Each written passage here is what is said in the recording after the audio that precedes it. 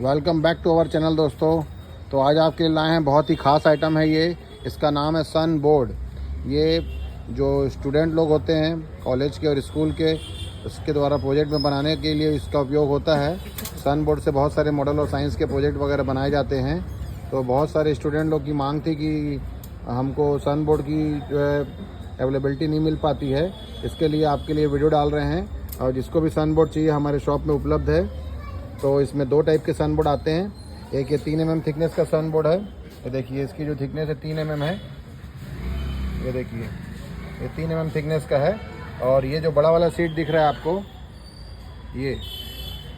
ये आपका 5 mm thickness का सन बोर्ड है। तो ये दो टाइप के सन बोर्ड हैं, हमारे शॉप में उपलब्ध है। और एड्रेस वगैरह, कॉन्टैक्ट नंबर वगैरह सब आपको शॉर्ट में मिल जाएगा।